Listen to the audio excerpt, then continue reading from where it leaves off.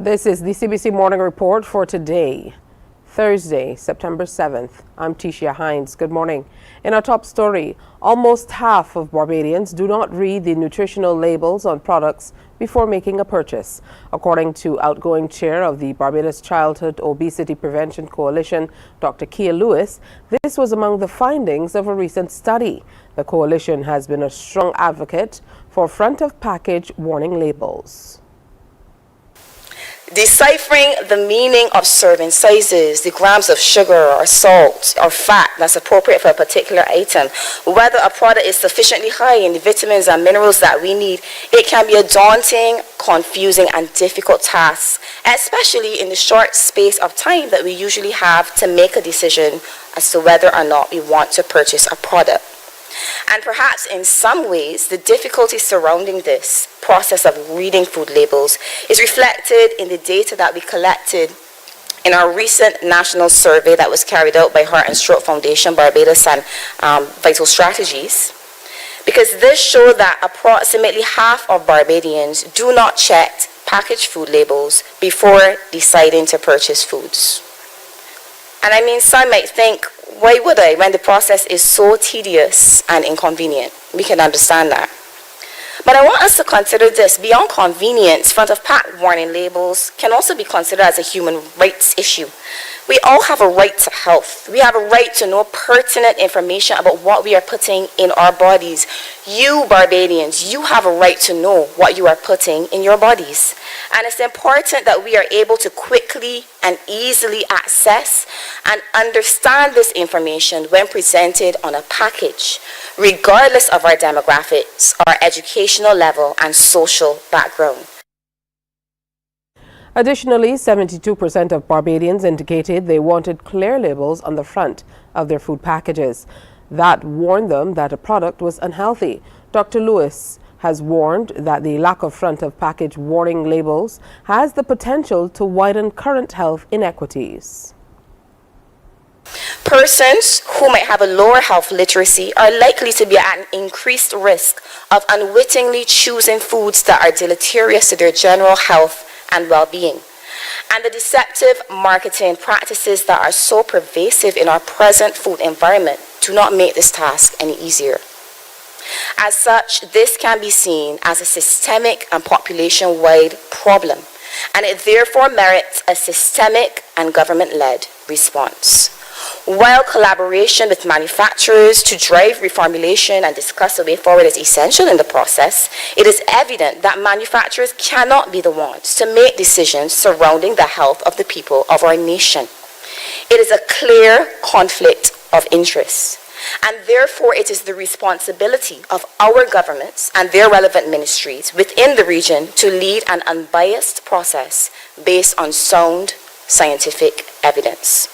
The desire for our government to take the lead in the implementation of this policy has been demonstrated again by the results of our survey, which showed that 70% of participants indicated that they wanted our government not just to act, but to act quickly to implement front-of-pack warning labels. So there's widespread public support for this policy within this nation.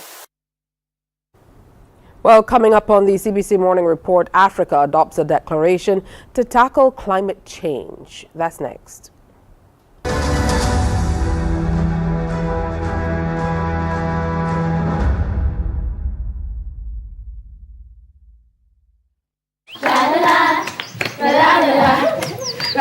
Are you a youth group, 4-H club, school, Cub Scout or Brownie Pack, or any organization or club with children ages 4 to 11 years? If yes is the answer, then we at Fun School, we're looking for you.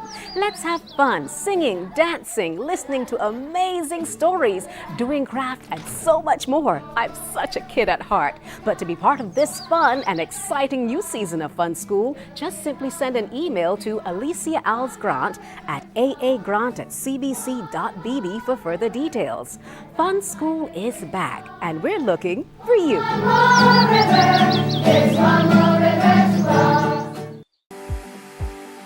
For the past 19 years, QFM has been sharing with you, learning from you, and together building a community for all mature audiences. That's why we say Q is good for you. To our Q family, we say thank you for staying connected to Q 100.7 FM. QFM is a station of the Caribbean Broadcasting Corporation. CBC, celebrating 60, connecting Barbadian communities. While you go about your business, we go about our business, and that is gathering the news.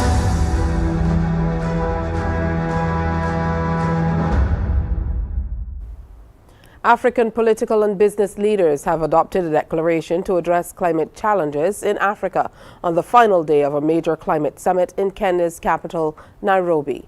The adoption, announced on Wednesday by the summit's convener, Kenyan President William Ruto, proposes new global taxes and reforms to international financial institutions to help fund climate change action, in a declaration that will form the basis of their negotiating position at November's COP28 summit. The call came in a declaration at the end of the first Africa Climate Summit in Nairobi. The proposal also urges rich nations to fulfill their pledges to support African states in the fight against the effects of climate change.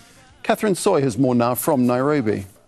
Well, the leaders say the right things when it comes to tackling climate change. They talked about how they can harness the great potential Africa has, especially when it comes to all the resources that are available, and how can they deal with that and use that to budget climate change issues as well. Some of the talking points, they said that they want to forward this common position ahead of the UN Climate Change Summit that is coming up in November. They also said that they want to demand a fair playing ground. So they feel that African countries are on the periphery when it comes to these very important discussions as well. But you know, the bottom line is climate change financing. And you know, delegates that we've been talking to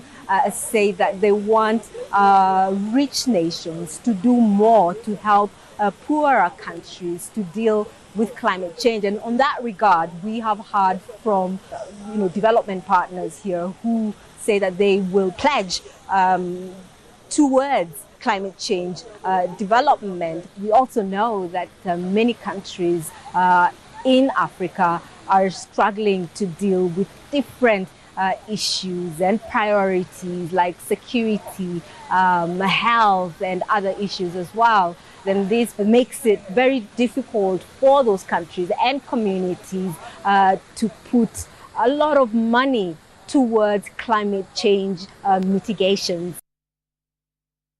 Ukrainian officials say at least 16 people have been killed and many others wounded in a Russian missile strike in a busy market in an eastern city, sparking immediate condemnation from President Zelensky, who hours earlier had met with U.S. Secretary of State Anthony Blinken in Kyiv.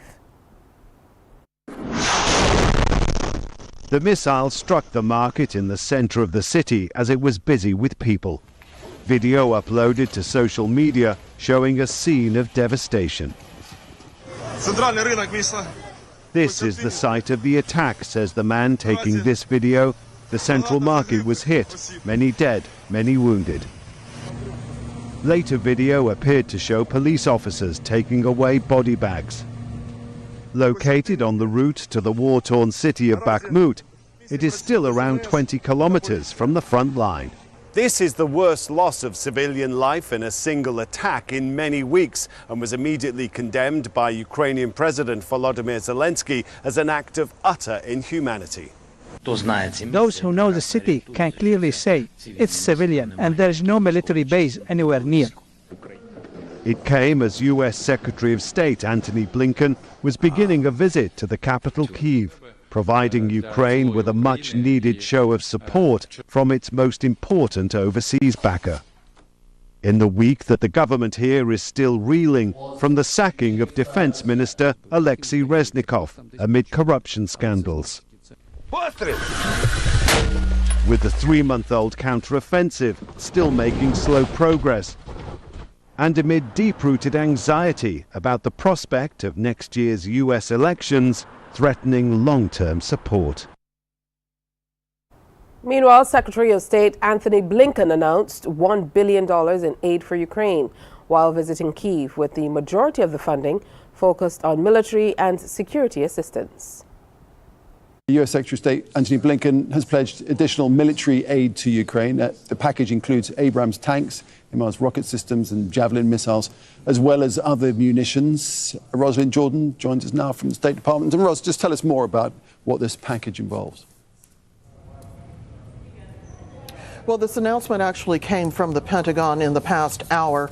It's a $175 million military aid package, the 46th such donation of military aid to Ukraine since August of 2022, just a few months after Russia invaded Ukraine. This does include munitions for the Abrams tanks, 10 of which should be arriving in Ukraine this month, more than 30 being given to the Ukrainian forces to try to break through Russian lines in the eastern part of the country. The ammunition for those Abrams tanks is made up of depleted uranium, something of which anti-nuclear groups say will endanger the lives of people in the combat zone, even though there is IAEA research suggesting that because of their status, these munitions are not considered radioactive and don't pose a threat to people's health. As you also noted, there will be hundreds of millions of rounds of ammunition, both for small firearms as well as for medium-sized equipment. There's also going to be more ammunition for the HIMARS, the high mobility artillery rocket system, something which the Ukrainians have been using to real effect. Now, whether or not this goes to the question of the U.S.'s apparent concern about Ukraine's ability to conduct its ongoing counteroffensive against Russian forces in the eastern part of the country.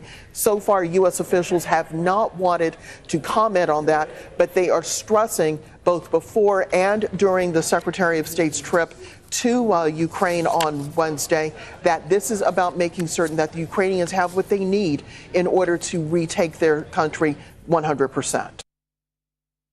It's time now for us to preview what's coming up on Morning Barbados at 6:30. Well, today we absolutely will be telling you about students in transition and helping you along the way, as we also highlight and feature some of the young people who took the badminton titles in the recent competition. In the next chapter, we're featuring an artist who has a piece called From Grass to Grace, and he'll be sharing all about that text. Plus, we will be speaking with International Conference on Strengthening Values Education presenter, Dr. Gautam Tiwari. That and a whole lot more is coming up on Morning Barbados at 6:30. But right now, we have more news, sports, and weather. So stay with us.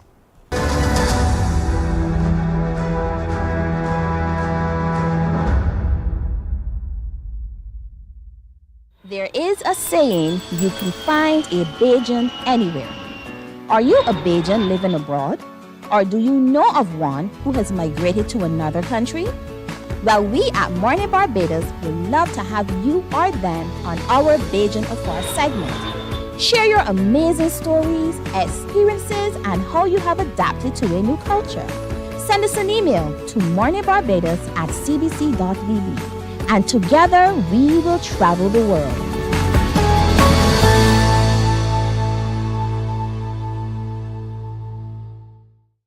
Enjoy movies, soaps, drama, comedy, inspiration, education, music, and more. You get it all when you get MCTV, because MCTV gives you more. The facts say Morning Barbados reaches an audience of over 50,000 and Newsnight reaches over 56,000. It's simple. When you advertise, you're getting your message to over 50,000 of your potential customers. Make the call to CBC.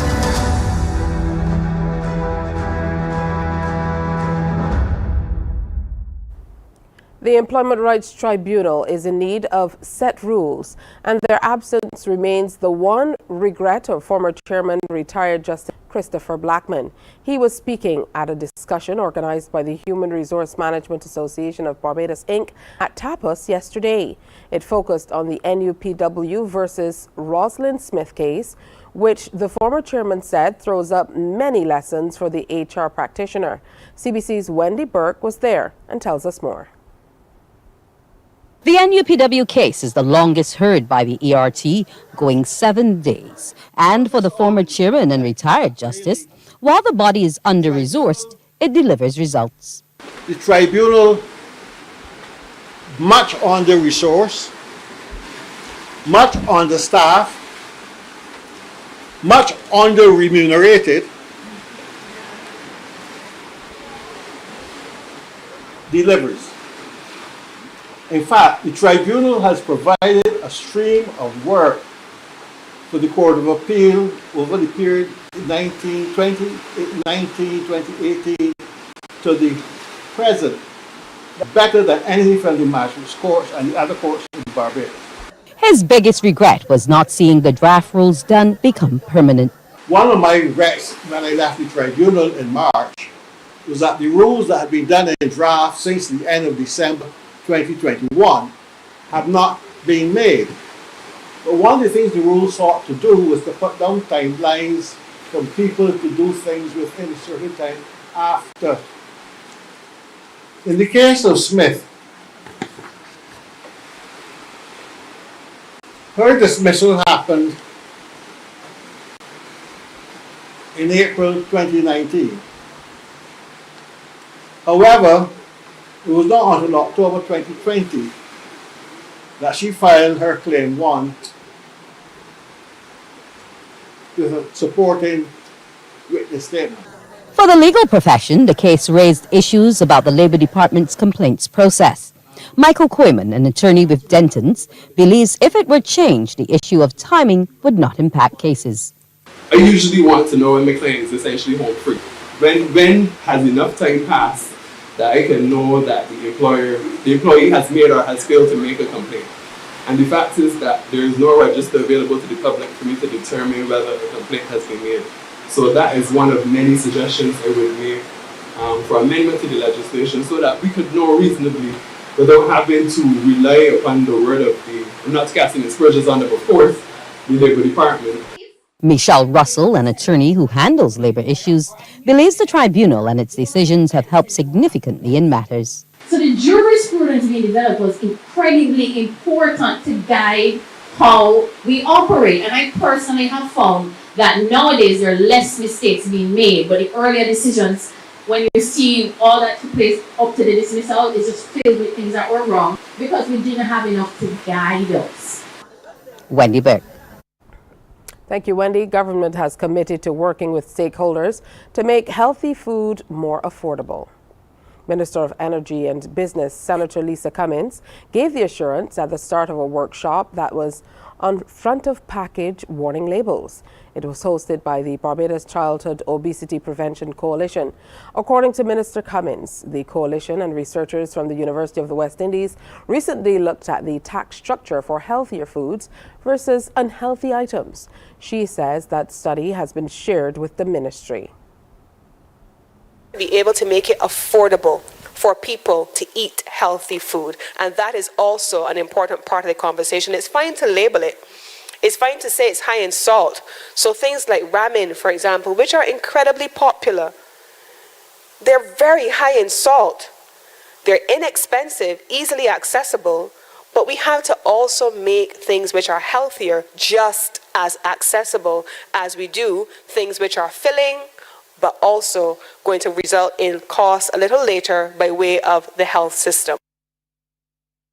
Senator Cummins also reiterated government's commitment to introducing front-of-package warning labels, which allow consumers to quickly identify when a product contains excessive amounts of critical nutrients like sugar and sodium.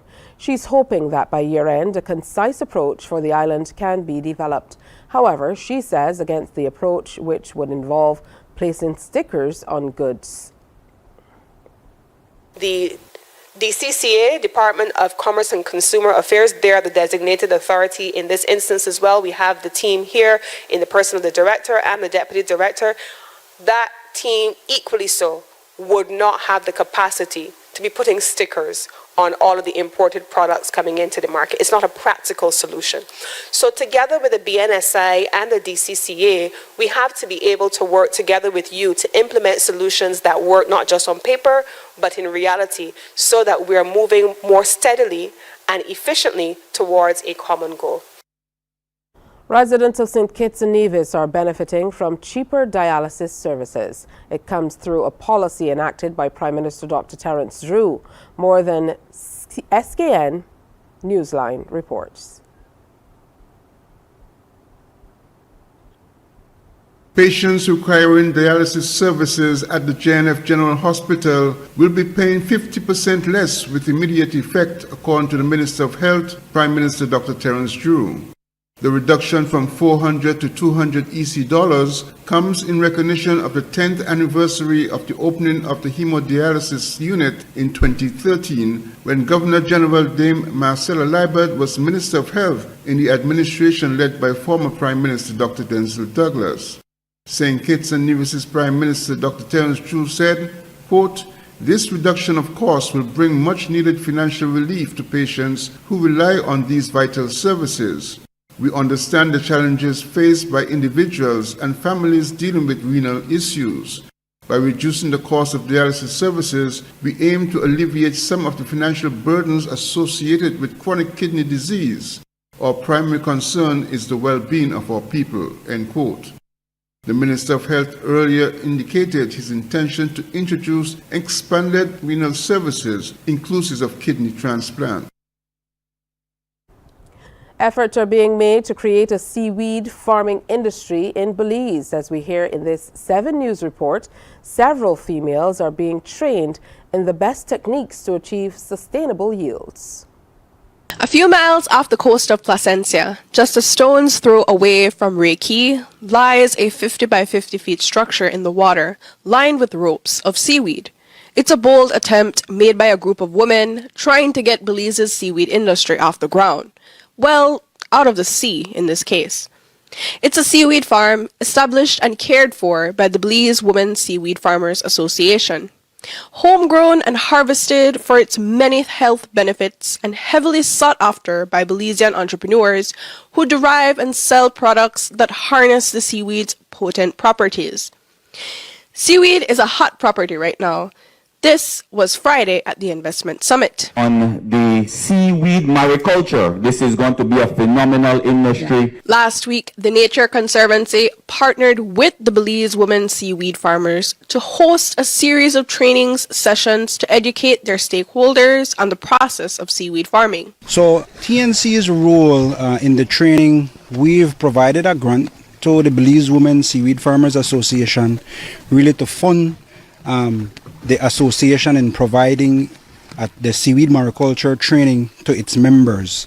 As you know, they are an association of women that is operating out of Placencia, and they have been working to expand their membership, and we saw the need to provide the training to their new members, hence the reason for us to then provide the funding for the training that we're doing for the past 4 days. A judge ruled on Wednesday that 2 of Donald Trump's co-defendants in the Georgia election interference case will go to trial together on October 23rd.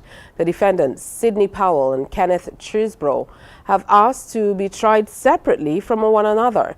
The ruling, however, is contingent on the case remaining in state court, a situation that could change if other defendants succeed at moving the case into a federal courtroom.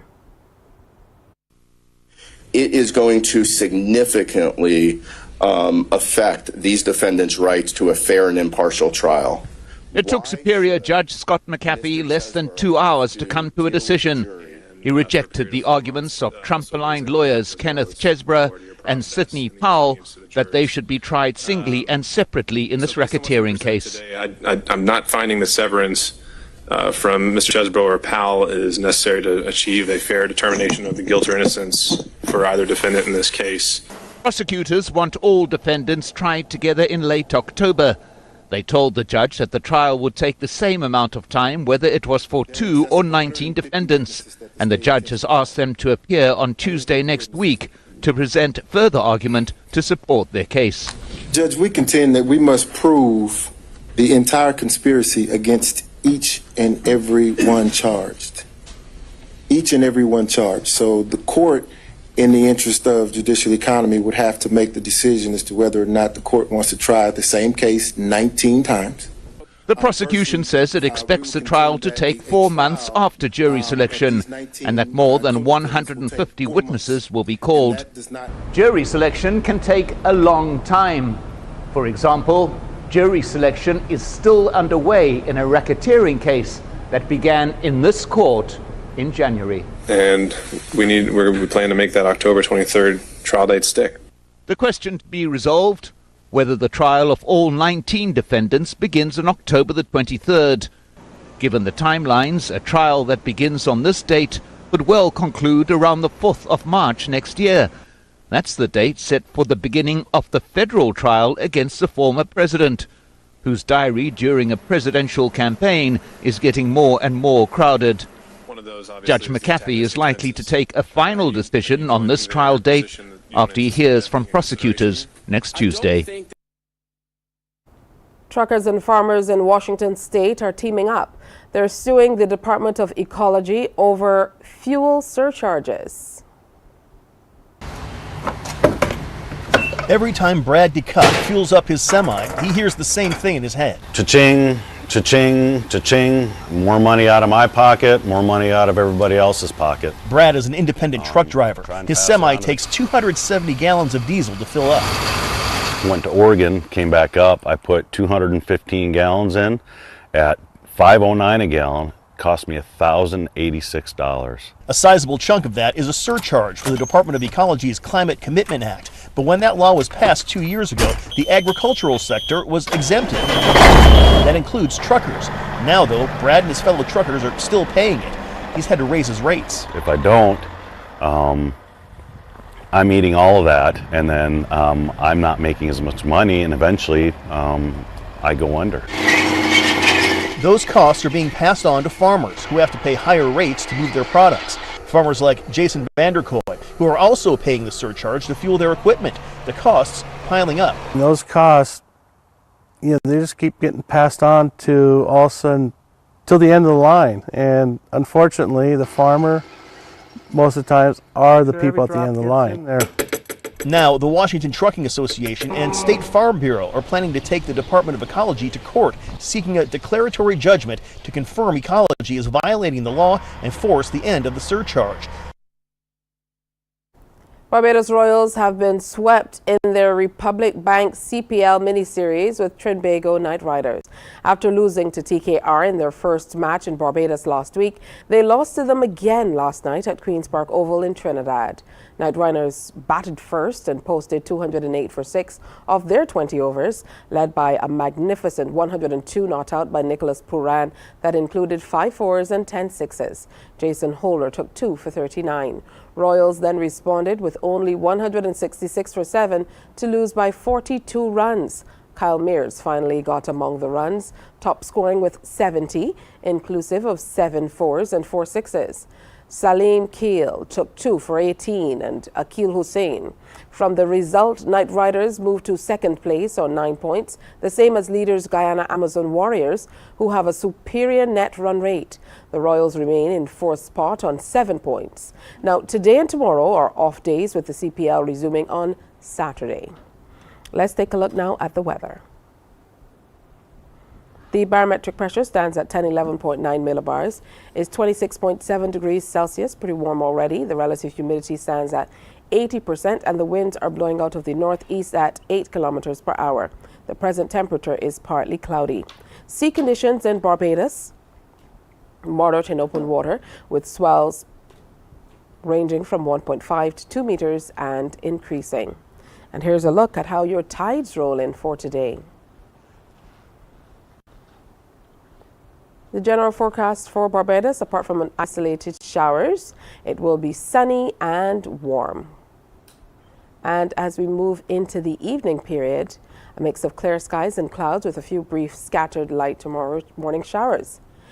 Now that's today's morning report. Our next newscast is Newsday at 12 noon on TV8, followed by The World at 1 on our radio network of stations, 100.7 FM, 98.1 The One, and 94.7 FM. It's time now for Morning Barbados. Stay with us. Wake up, wake up, wake up, wake up. Barbados, get up. Good morning. Good morning, Barbados. Good morning. Good morning to you. Good morning. Morning, morning, morning. Good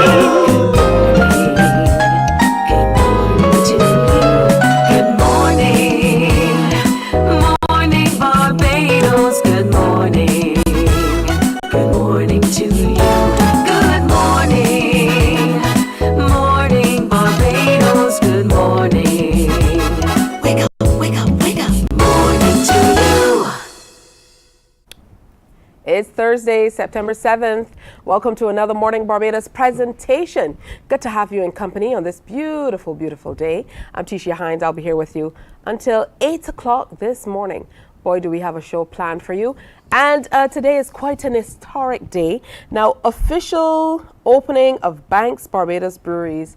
It was on this day, September 7th, back in 1961.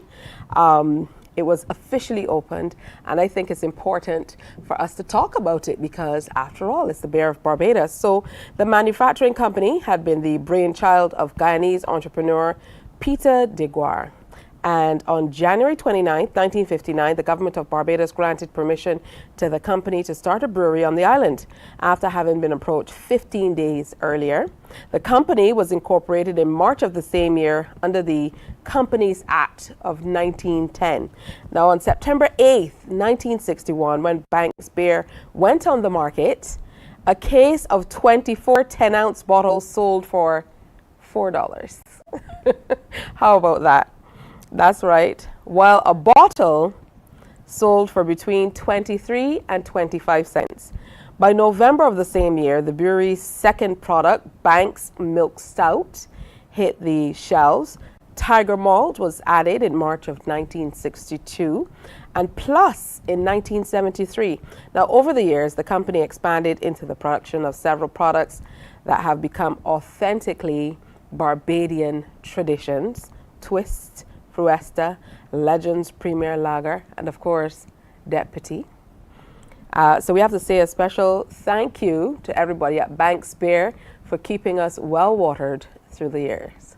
Yeah, truly enjoying it. And thanks so much to the Barbados Museum and Historical Society for sharing that information with us. So on that note, not that I'm telling you to start your day with a cold Banks, but hey, hey, good to have you with us. All right, so we have a great show planned for you today. Of course, that's for the adults. We have a great show planned for you today, so I definitely want you to stick around. We're still talking about transitioning as we get ready for back to school. It's coming up in a matter of days, September 18th. If you're a straggler like I am, I know you still have a few things to pick up, maybe 1 or 2 books. You still have maybe socks, getting the uniforms together, sorting out everything that will happen, running your routines. And then there are the parents with the A-type personalities who have everything down pat. Yeah, we don't like you that much. But, you know, congrats to you guys. Still always something to do. And usually it comes down to the last minute. So we want to make sure that we can help you with that. Now, over the last week, we've been running a series with a lady who wrote a book on transitioning, Margaret Grant. And she also ran a camp this time around. We've been talking to her about transitioning from primary to secondary school, and she's been able to do it quite successfully. So we're going to have her come through and talk with us a little bit later all about all you need to do to be able to transition well with your children. And believe me, it truly has to be done together. Now, the International Conference on Strengthening Values Education is coming up. It's going to be right here in Barbados. I know you have lots of questions. What's values education, and where has it been adapted before? How can it be incorporated into communities and into our curriculum?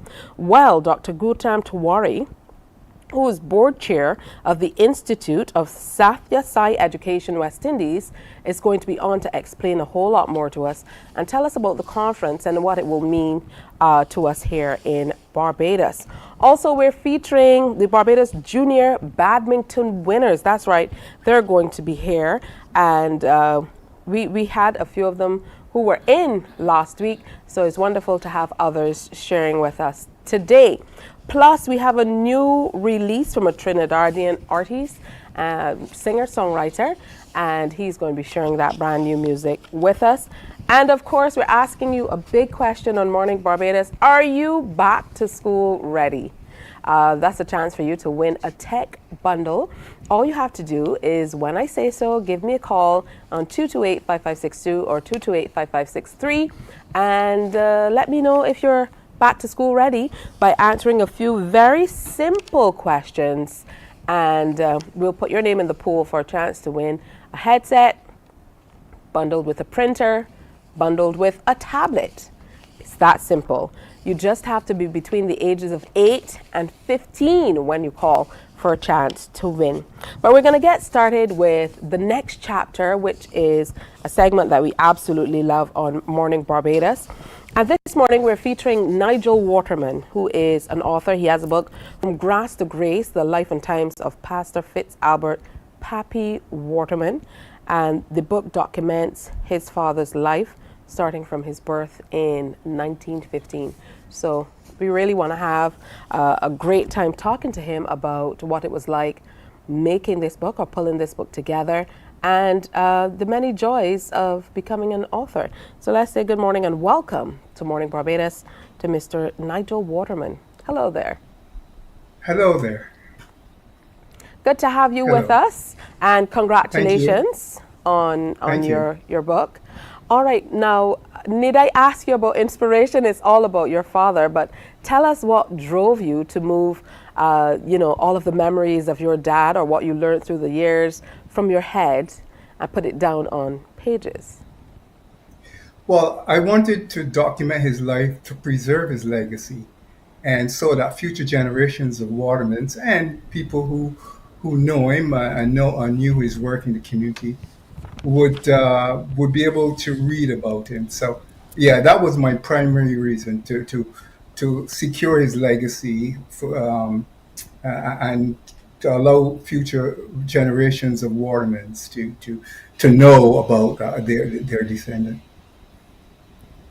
Oh, that's wonderful. Talk to me about what it's like. Do you think it makes a difference sometimes when you live away from parents? Because I recognize that you live outside of Barbados, so you reside in Canada.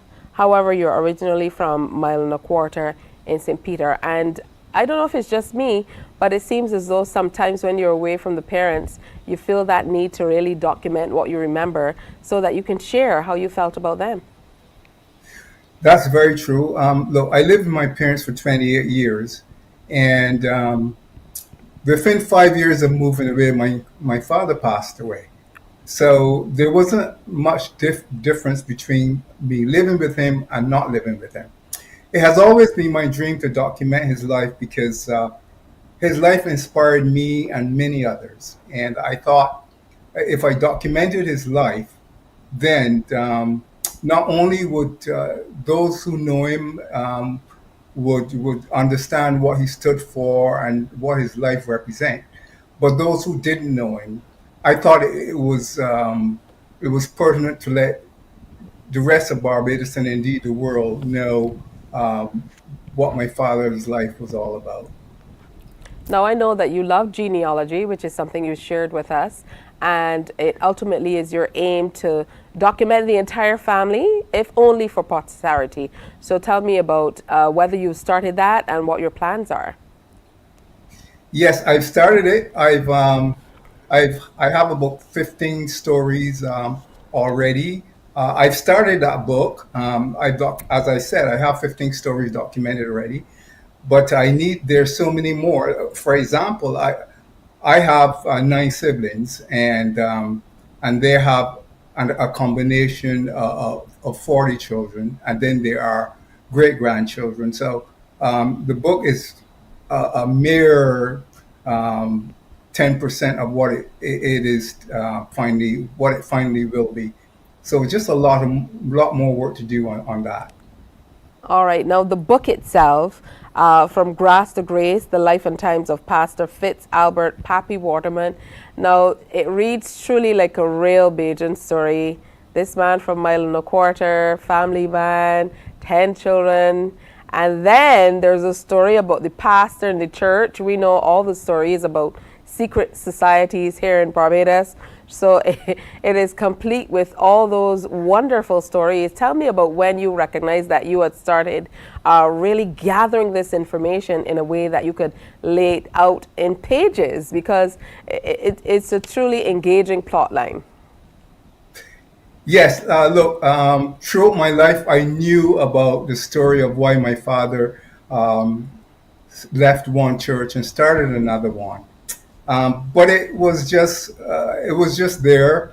And as I thought of writing, I thought I should research it a little bit more and find out all the details around it. And I found out that he attended this church, the Bethany Baptist Church.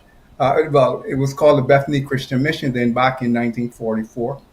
And he discovered that his pastor was a member of the lodge, and the pastor had attended a funeral at All Saints Anglican Church, and he was late for church at the Bethany. And when he came in a hurry, his bag fell, and all his implements fell out. There was a fez, a ceremonial fez, a ceremonial staff, slash, and there was a replica hatchet. And there were rumors before, and this spill certainly confirmed what people had already thought. And for that reason, the people in the church thought that the pastor had betrayed their trust. And that basically God had exposed them. And for that reason, my father gathered 30 people from the Bethany Baptist and started his own church in Mile and a Quarter. It began as the Mile and a Quarter Pentecostal House of Prayer. Today, it is called the Fitz Albert Memorial Church. They named the church after my father, which is a significant achievement. And that would, in my belief, it would have his name, his memory alive for a long, long time, as long as the church exists. That's an amazing story. You know, and take you back to Mile and a Quarter, back in the day. That's when Bajans really believed in heart men and stuff like that. So to have the pastor of the church involved with a secret society and a full hatchet drop out in the middle of the church, it doesn't even seem like it's true.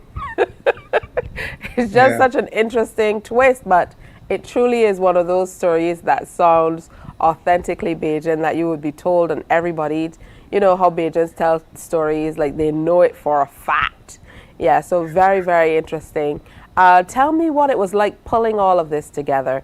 Was it, you know, sentimentality? Were you at all emotional? Did it bring great joy, or a mixture of a lot of emotions? A mixture of a lot of emotions. There were times when I cried as I wrote this story about my dad, given where he started and how his life turned out. There were times when I was happy. There were times when I just couldn't write because I couldn't fathom the issues that he dealt with and how he overcame them. For example, he was thrown out of All Saints Primary School because he didn't have the school fee at the time, and the school fee was a penny. And in 1923, the teachers' pay came directly from students, and the students had to pay the teachers every Monday. And so one Monday, he didn't have his penny. And that was a serious offense back then. The headmaster grabbed him by the back of the neck and threw him down All Saints Primary School stairs. And the stairs at All Saints are very steep. I attended All Saints Boys School 40 years after my father. and climbed those stairs and knew of his story. And look, in 2020, I was back there for a sister's funeral, and I deliberately went and looked at the stairs because I was writing the book at the time, and I felt so. I was so sad. I felt so hurt about that story. And the thing is, my dad remembered what happened to him when he was a 7-year-old. Look, he had forgiven the people, the headmaster and the teacher who threw him down the stairs, but he never forgot the trauma. And when I wrote about it, there were times that it made me cry because he talked about it when I was a boy, but I didn't understand the full extent of what happened to him until I grew up, until I became my own man, and I could really understand the circumstances and how his life evolved because of that. So yes, there were times when I cried while I wrote, and there were times when I laughed, and there were times when I thought, wow, my dad is truly a great man. So he has been an inspiration to my life. Oh, that's excellent. I can absolutely tell from, just basically your response in talking about him and in reminiscing about those stories within the pages. Talk to us about how long it took you to be able to pull the book together, and whether you had to weigh on stories from other people in the community. I know that your dad also worked in agriculture for a while. Yes, it took me just over 3 years to write this book. Living in Toronto and gathering information from Barbados was very much a challenge.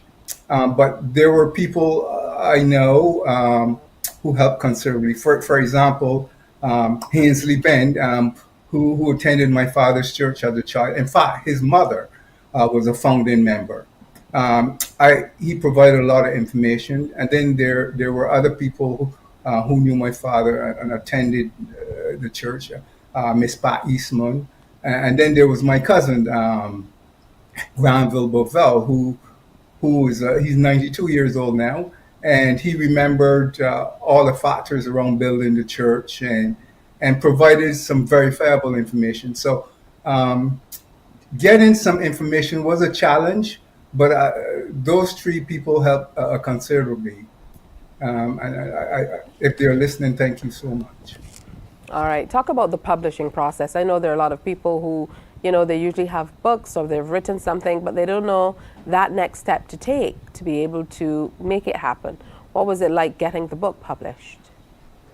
Right, that too was a challenge. At the outset, I wanted my book published in Barbados because I thought it was a Barbadian story first, and then for any other person's second. And so I sought to find a publisher in Barbados, and I did. And the publisher was pretty good to me. They recognized the challenge of living overseas and having a book published in Barbados, because there's a lot of back and forth with a publisher and an author. But in the end, I was successful. The book has been published, and it is available to anyone around the world. You can have it. You can buy it on Amazon, and in Barbados, in particular, you can buy it right in Mile and a Quarter at the Junction Computers and Stationery Limited. And in Barbados, it costs $50. And for those outside of Barbados, the conversion rate is about the same. It's 25 US, it's 33 Canadian, and so on. All right, good stuff. Before you go, what was it like growing up with 9 siblings? Well, I was the last. And so by the time I knew myself, most of them were gone. They left for England, and certainly contributed to my upbringing. They sent back money for my parents, and that money helped to raise me. In fact, one of my sisters is still alive who did that. And every time I talk to her, which is quite often, I say thank you, because her contribution was immeasurable.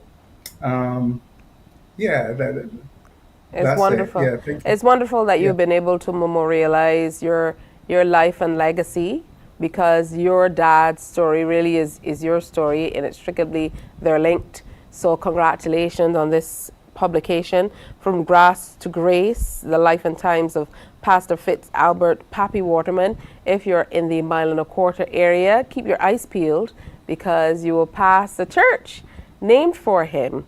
And there's also a book written by his last son of 10, Mr. Nigel Waterman. Congratulations. We most certainly look forward to everybody getting out and getting a copy of that book. Wishing you all the best. Thank you so much. Thank you for very your much. time. You're most Thank you. welcome. Oh, what a beautiful story. It sounds like a true Bajan story, with all the nuances of the heart man and secret societies and all that wonderful stuff. Hey, when we come back, we are delving more into transitioning into secondary school as we continue our discussions on the move post 11 plus, and looking forward to the new school year starting on September 18th. That's next.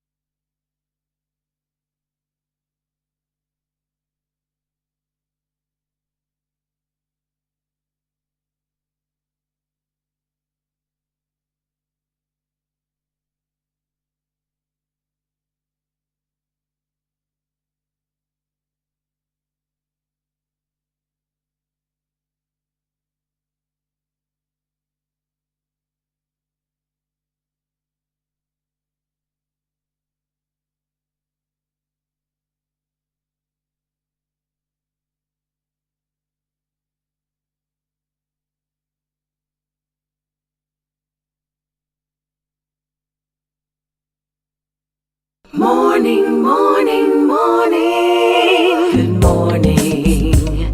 Good morning to you. Hey, welcome back to Morning Barbados. Good to have you, and come here. I have to look this way to look at the time. It's just about 8 minutes to go before 7 o'clock. Good morning to you, Margaret. Always great to have you with us. Miss Grant, Good morning. You wrote a beautiful book, transitioning from primary to secondary schools. You now have a camp going on, Yes. so you have lots and lots to share. The camp is at an end by now. Yes, it's finished.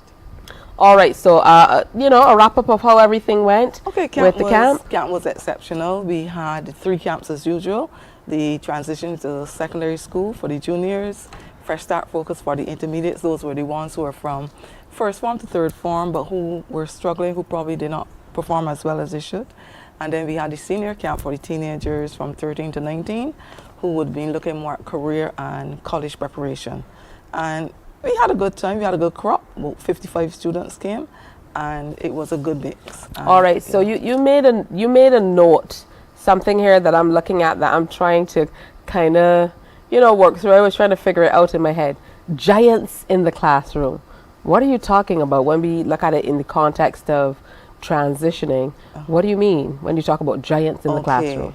When we consider going into the classroom, I want children, as we look towards steps towards a smooth transition, and this is not only for those who are entering secondary school, but for anybody who is going into school from September, because they will be going into a new year group, a new form. In some cases, they'll be mixing up, like from third to fourth, they'll be mixing up now with children who they were not with for the last 3 years. So what is going to prevent you from really succeeding? There are going to be some giants, and we need to recognize these giants ahead of time. If we can recognize them ahead of time, then we can boost our arms and get ourselves ready, okay?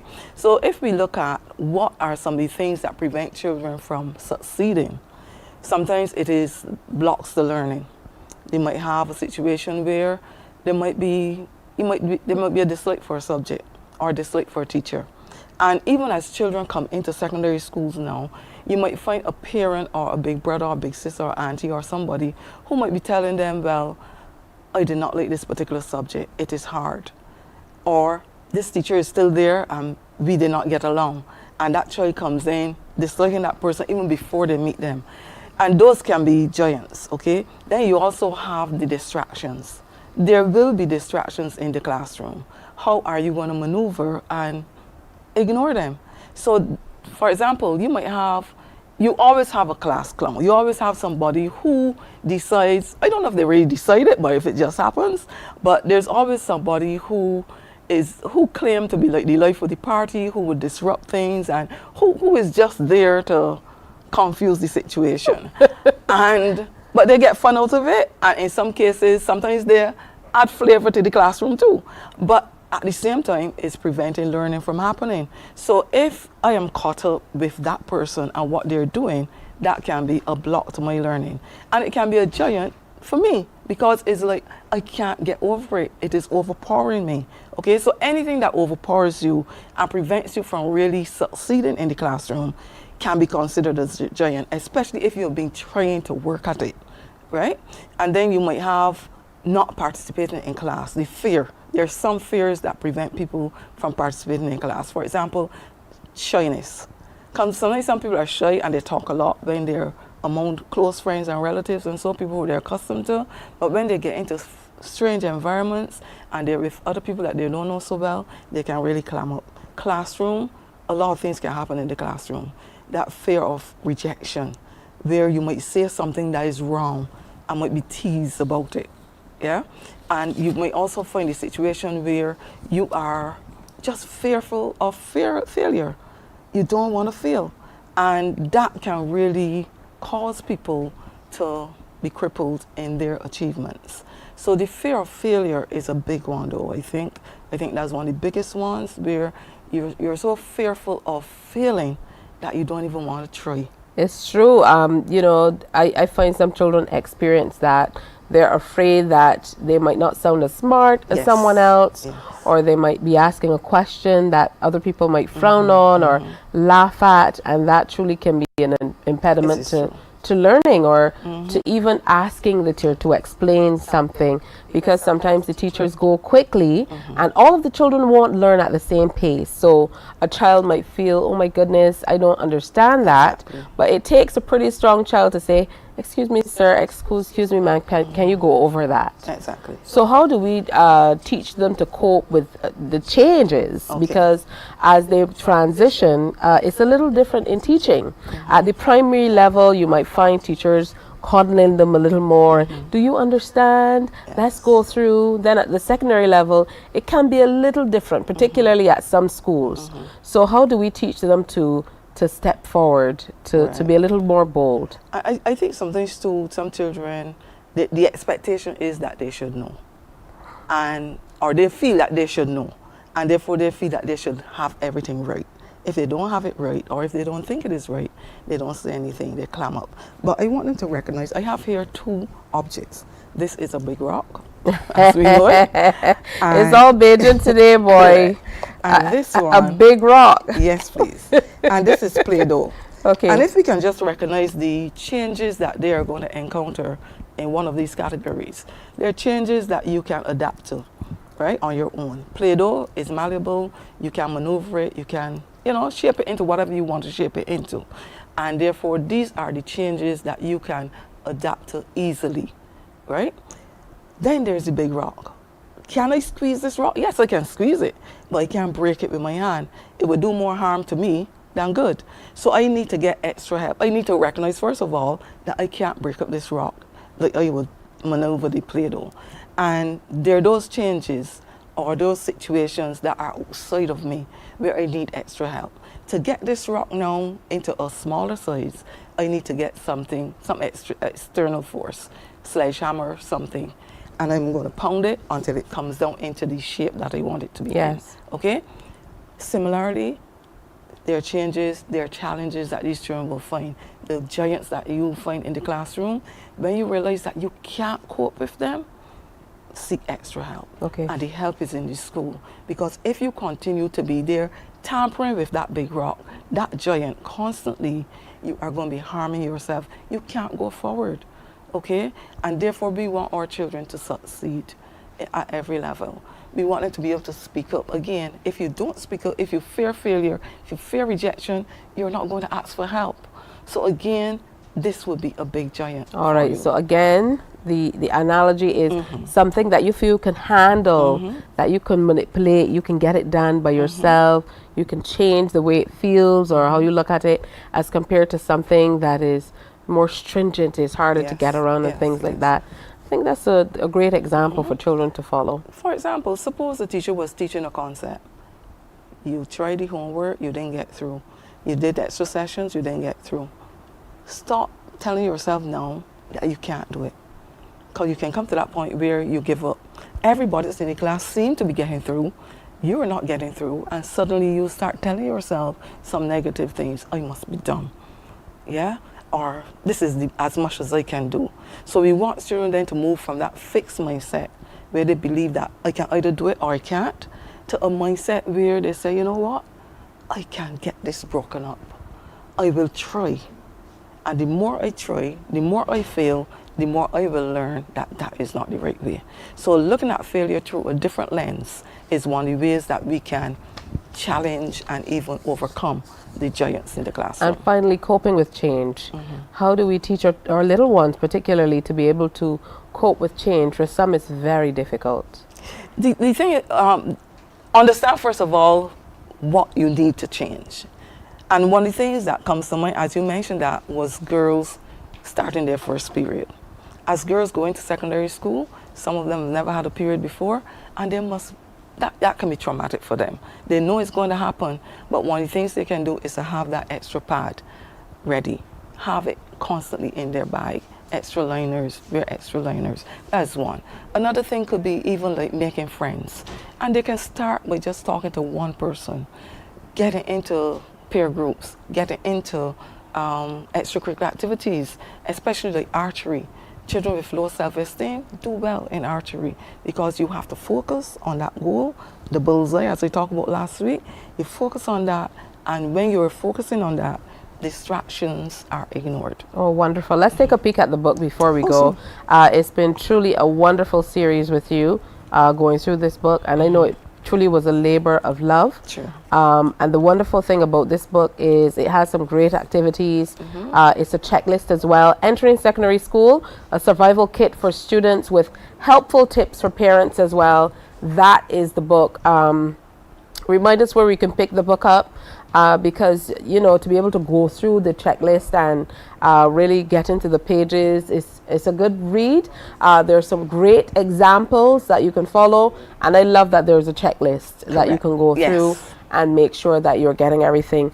Thank you so much, Ms. Grant, Margaret Grant, author, director of camp, and getting ready to head back out to school as well. Yes, please. As a teacher. Guidance counselor. Guidance counselor. So wonderful to have you with us always. So, you know, bear those principles in mind as you go through your day, and certainly as you talk to the little ones. We're going to take a break here to update you on the news. Stay with us. Morning, morning, morning. Good morning. Good morning to you.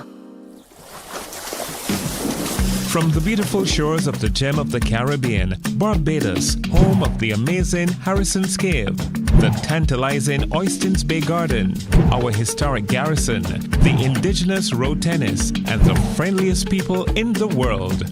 We are 94.7 FM, the ultimate Bajan experience. We enjoy a game of dominoes and singing karaoke. I just love cruise. When you love me just a little bit longer. You get to relax and have a drink and listen to some nice music. It's something different. It's spectacular. It's fabulous. You know, it's a different feeling altogether. I never feel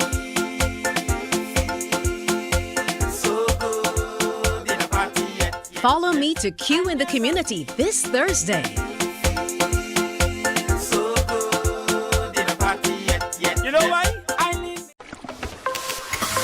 It's summer vacation, and CBC TV8 says laugh a little. Your mid-mornings have now included some family-friendly, side-splitting series like The Partridge Family, Benson, and Designing Women. TV. Morning, morning, morning. Good morning. Good morning to you. It's Thursday, September 7th. Time for an update of the news. Now, almost half of Barbadians do not read the nutritional labels on products before making a purchase. According to outgoing chair of the Barbados Childhood Obesity Prevention Coalition, Dr. Kia Lewis, this was among the findings of a recent study. The coalition has been a strong advocate for front-of-package warning labels.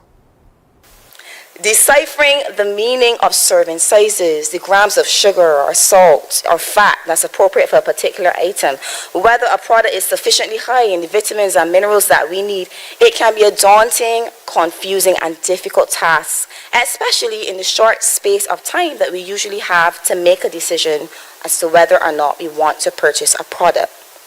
And perhaps in some ways, the difficulty surrounding this process of reading food labels is reflected in the data that we collected in our recent national survey that was carried out by Heart and Stroke Foundation, Barbados, and Vital Strategies. Because this showed that approximately half of Barbadians do not check packaged food labels before deciding to purchase foods. And I mean, some might think, why would I, when the process is so tedious and inconvenient? We can understand that. But I want us to consider this. Beyond convenience, front-of-pack warning labels can also be considered as a human rights issue. We all have a right to health. We have a right to know pertinent information about what we are putting in our bodies. You, Barbadians, you have a right to know what you are putting in your bodies. And it's important that we are able to quickly and easily access and understand this information when presented on a package, regardless of our demographics, our educational level, and social background. Additionally, 72% of Barbadians indicated they wanted clear labels on the front of their food packages that warned them that a product was unhealthy. Dr. Lewis has warned that the lack of front-of-package warning labels has the potential to widen the current health inequities. Persons who might have a lower health literacy are likely to be at an increased risk of unwittingly choosing foods that are deleterious to their general health and well-being. And the deceptive marketing practices that are so pervasive in our present food environment do not make this task any easier. As such, this can be seen as a systemic and population-wide problem, and it therefore merits a systemic and government-led response. While collaboration with manufacturers to drive reformulation and discuss a way forward is essential in the process, it is evident that manufacturers cannot be the ones to make decisions surrounding the health of the people of our nation. It is a clear conflict of interest, and therefore it is the responsibility of our governments and their relevant ministries within the region to lead an unbiased process based on sound scientific evidence. The desire for our government to take the lead in the implementation of this policy has been demonstrated again by the results of our survey, which show that 70% of participants indicated that they wanted our government not just to act, but to act quickly to implement front-of-pack warning labels. So there's widespread public support for this policy within this nation. Now, in related news, government has committed to working with stakeholders to make healthy food more affordable. Minister of Energy and Business, Senator Lisa Cummins, gave the assurance at the start of a workshop that was on front-of-package warning labels. It was hosted by the Barbados Childhood Obesity Prevention Coalition. According to Minister Cummins, the coalition and researchers from the University of the West Indies recently looked at the tax structure for healthier foods versus unhealthy items. She says that study has been shared with the ministry. We have to be able to make it affordable for people to eat healthy food, and that is also an important part of the conversation. It's fine to label it. It's fine to say it's high in salt. So things like ramen, for example, which are incredibly popular, they're very high in salt. They're inexpensive, easily accessible, but we have to also make things which are healthier just as accessible as we do things which are filling, but also going to result in costs a little later by way of the health system. Senator Cummings also reiterated government's commitment to introducing front-of-package warning labels, which allow consumers to quickly identify when a product contains excessive amounts of critical nutrients like sugar and sodium. She's hoping that by year-end, DCCA, Department of Commerce and Consumer Affairs, they're the designated authority in this instance as well. We have the team here in the person of the director and the deputy director. That team, equally so, would not have the capacity to be putting stickers on all of the imported products coming into the market. It's not a practical solution.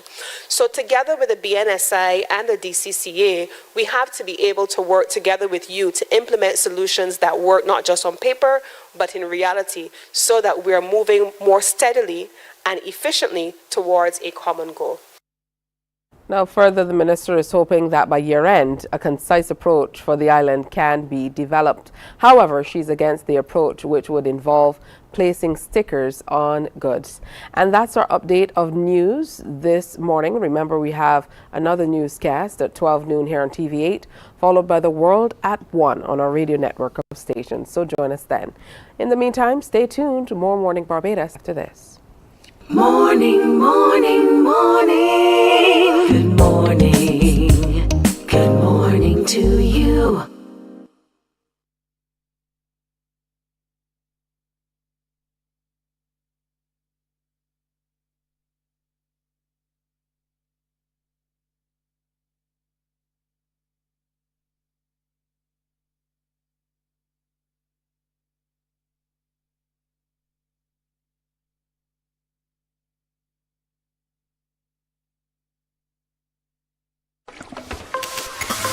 It's summer vacation, and CBC TV8 says laugh a little. Your mid-mornings have now included some family-friendly, side-splitting series like The Partridge Family, Benson, and Designing Women. TV not to be missed this vacation. Weekdays from 10 a.m. on CBC TV8.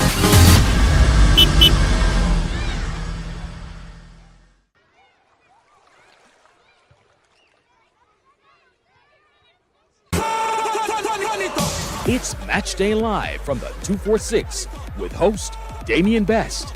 Your all-access pass to the action happening in the BFA Premier League and beyond. Every last Monday of the month on CBC TV8. Kickoff time, 8:30 p.m.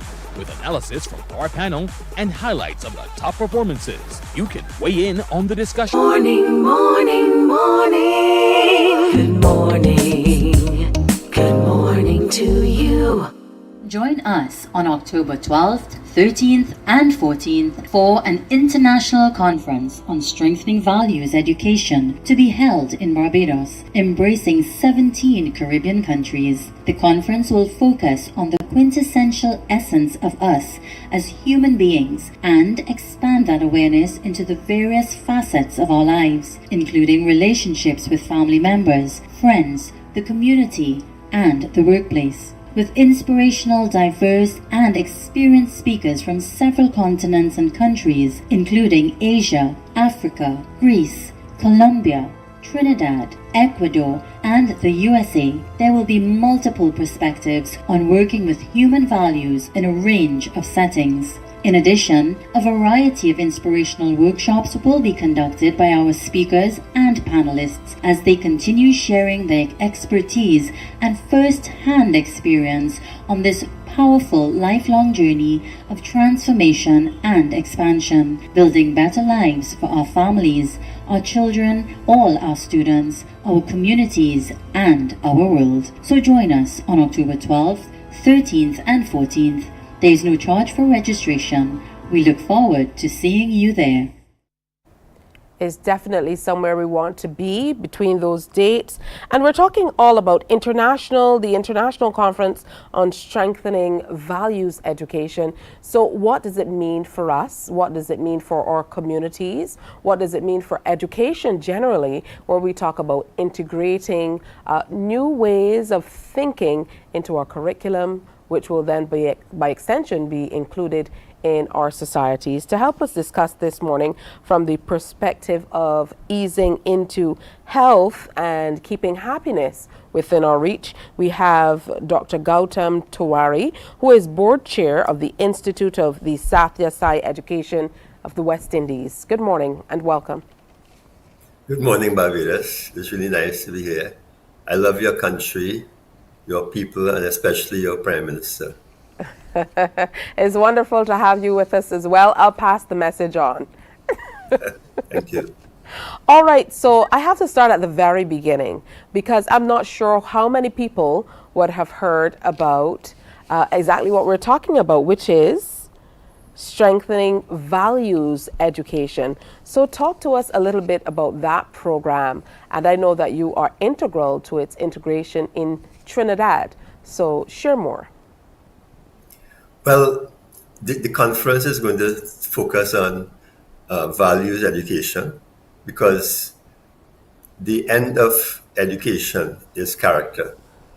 Education shouldn't be just focused on teaching students how to make a living, but rather how to live.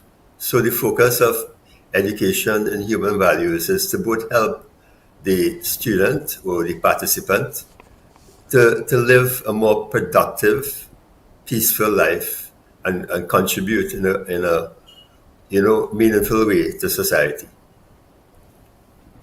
Of course. We think that, yes, sorry. No, you finish your thoughts.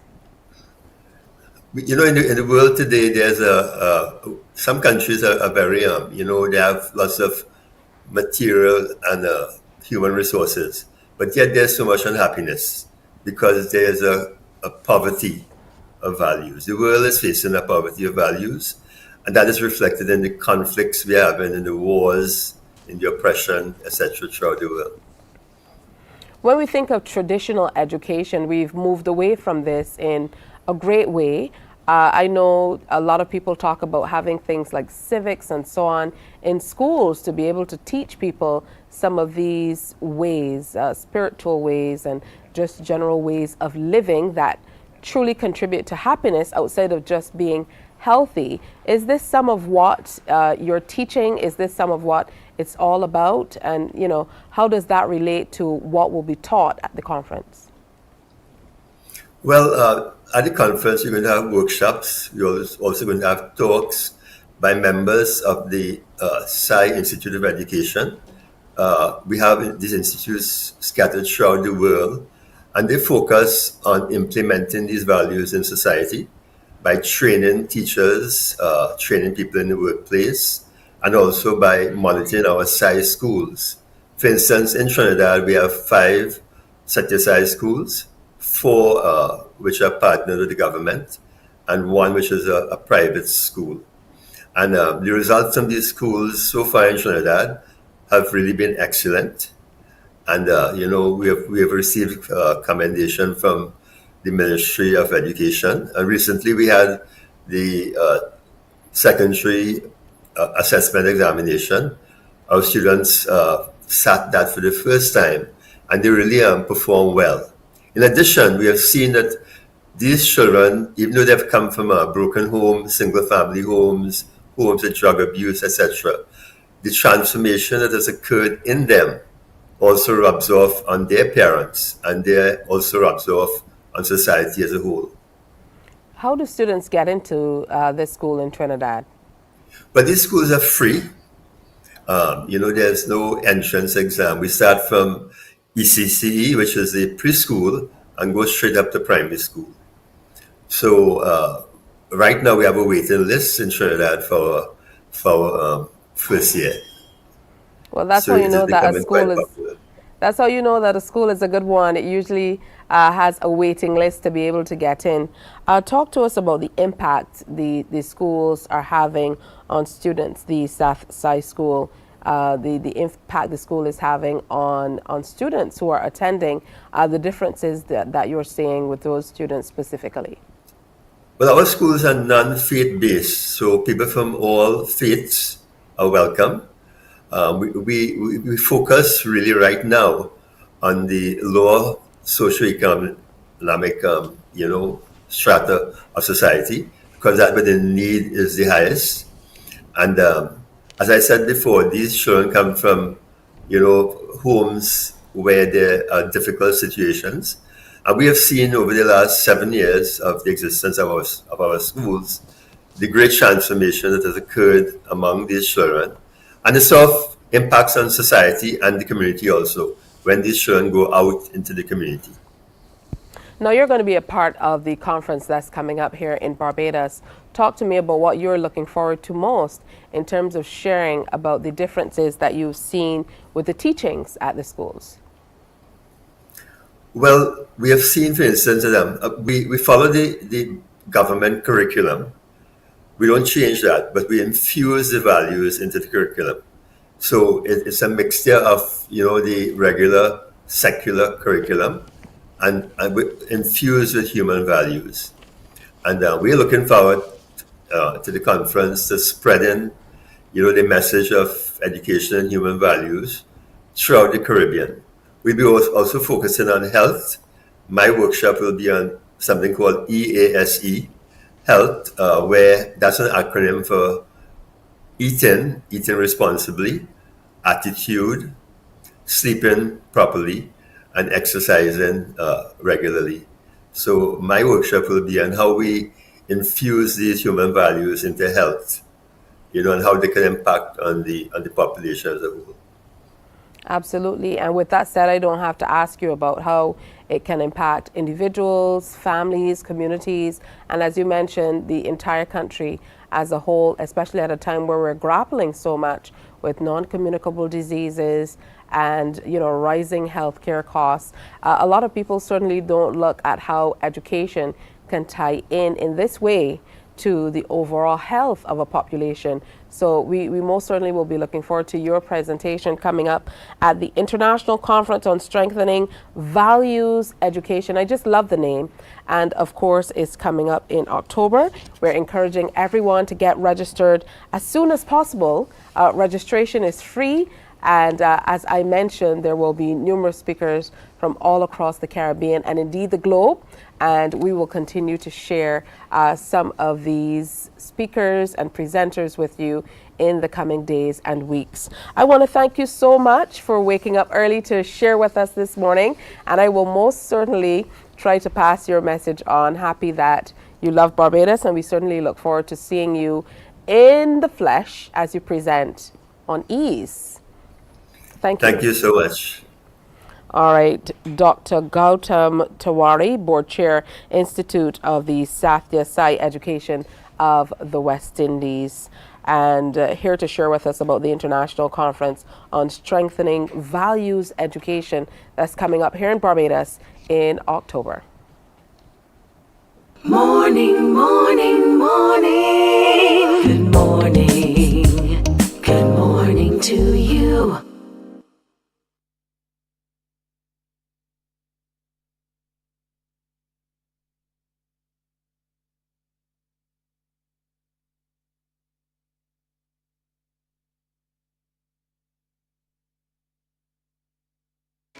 My friend, you don't plan to get it? Oh, Barbados. Hey, I'm KB Clean. Join me 6 a.m. until 10 a.m. right here at 94.7, the best and ultimate Bajan experience. My show is called Bajan to the Bone. Don't miss it, Bajan to the Bone. Weekdays right here and only here on 94.7.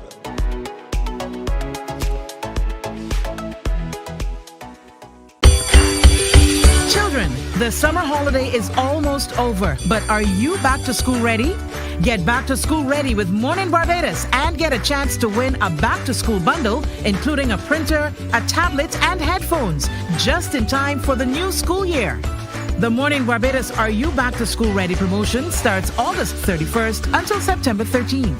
If you're between the ages of 8 to 15, all you have to do is tune in to Mornin Barbados and listen for when we ask, are you back to school ready? Call us at 228-5562 or 228-5563. Answer 3 questions correctly and your name goes forward to the final draw. Morning, morning. Good morning. Good morning to you. Now, you know that we love to celebrate our exceptional youth, and today is no different. We absolutely have some wonderful young people who are in with me. You know how excited I get when I have people in studio, especially young ones getting ready for back to school. Let me welcome Liam Bruce is here. We also have Jeremiah Wright, who is here with us, and Ariane Downs. And all of these young people are just back from a big badminton showing. They represented for Barbados in junior badminton. Also joining us is Caroline Vaughn, who is the badminton coach for the National Sports Council. Good morning and welcome. Good morning. Good morning. Come on, we need more energy than that. Good morning. You get up earlier than this for school, right? Yeah. No?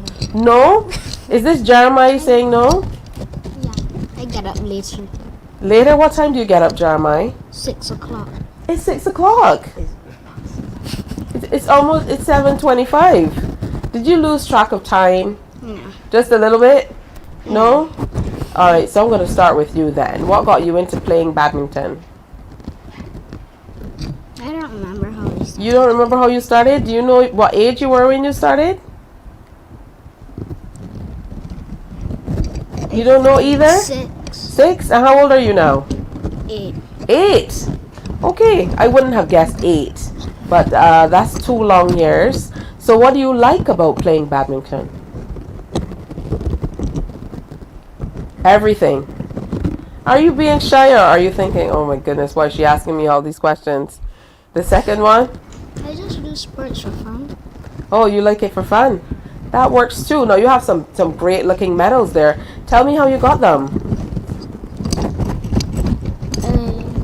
I got bronze for boys singles. I got the other bronze for mixed doubles, and I got silver for boys doubles. Oh, that's excellent. All right, let me head on over to you, Coach Vaughn. Talk to me about how the kids perform at the just concluded meet in Trinidad. Well, the kids, the children, they participated well at the tournament. They had a lot of fun. For me, taking them to the tournament, it was more of a developmental tournament in that we would have not had badminton due to the COVID-19 pandemic. So what we decided as a federation this year, after we started back, is to take some children to the regional tournament. For me, as the coach going to this tournament, it was more developmental for me as a coach. However, all children going to a tournament, playing sports, want to win. And I think we got 25 medals, and I think it was a very good achievement for these kids. We took Ariane, who is under 17. She didn't get a medal, but it is about the experience and the exposure, at that level and stuff. Oh, that's wonderful. Ariane Downs, tell me about your opportunity to participate at this level. Honestly, it was really a blessed feeling, and it's honestly a great opportunity to play against players who have the same potential as you and have the aspiration to do more. It was really great. Tell me how you got into playing badminton. Just seeing it on TV, I was just so amazed, and the adrenaline that you get when you play, it was really awesome just seeing players play. All right, so follow through for me, because a lot of people don't translate seeing Serena playing tennis to I want to go and learn. So tell me about the process. So you saw someone playing badminton on television, and I said, Mommy. Yeah, so my opportunity was playing before COVID, and that was at the Sports Council camp. So then that's where I met Coach Vaughn, and yeah, from there that's where it really took off. All right, talk to me about the meet itself. Were you a little intimidated going in? I know it's meant to be developmental, but how did you feel being able to first represent Barbados and go outside of Barbados to see other people who truly love the sport as well? I wouldn't say I was intimidated, but a bit overwhelming, but excited. All right, good stuff. All right, also with us is Liam Bruce. Hi, Liam. Good morning to you. You won a silver medal, and I see you have 2 medals there. So tell me how you got these 2 medals. The silver medal I won on the 11 boys doubles with Jeremiah, and the other silver medal I won with on the 11 boys singles. Oh, that's excellent. How did you learn about and eventually start playing badminton? At first, I played badminton at Sports Council with a coach named Coach Mariama, and then from then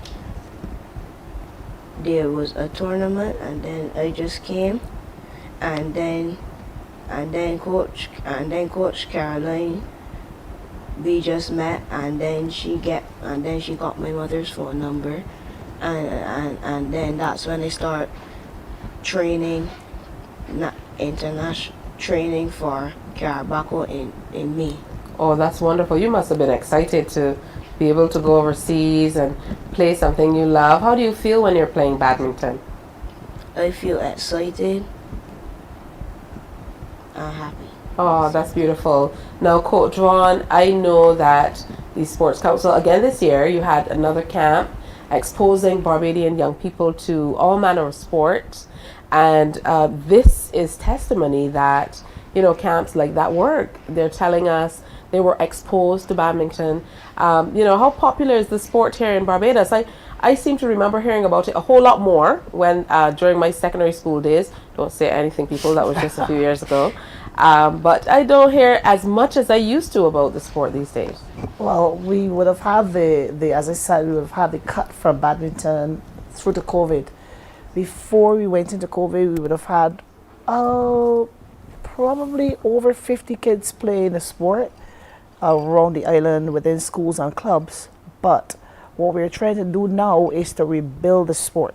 So we're trying to get into the schools. I am already in the school system where I coach at a number of schools. And as he said, there's also Coach Mariama. I also have Coach Shakira, who's got a club, a TAC club. So there are a number of avenues we are trying to use now to get people to do badminton. So that is how, as you can see, most of the kids we have came out of the Sports Council camp, and that's a filtration through to the National Federation. Well, it must truly be a labor of love for you, though, to be able to play the sport. But most certainly, for those of us who show up at the airport, from where I sit, in this profession, we kind of shoot you guys going off and we shoot you coming back, and we put some scores in between as to what's happening. But for you as a coach, traveling with these young people, training them, guiding them, what's it like for, you know, these missions going outside of Barbados to represent Barbados and kind of corralling the entire team? Well, the process starts from here. The guidance has to start from home. You give them the coaching material, and then you also have to put in a consideration and let them know what is the expectation when you go on traveling, the things you do, the things you don't do. Some of them, Carabaco was probably the first time they ever got on a plane, so that as itself is more or less like something excited. But you have to have that put in place from home to make sure that everything falls into place. From day one you leave, this is what is expected. This is what is expected when you are at the arena. This is expected. So it has to happen from home, and part of your training, you have to build it into your training so they know what is expected. From the time we leave here, we are representing Barbados 246. All right, Jeremiah, where do you go to school? I go to St. Cyprian's Boys. All right, so what would you say to any new students at St. Cyprian's Boys who are thinking, maybe based on the fact that Jeremiah went away and won some medals, I should probably join? What would you tell them about joining badminton?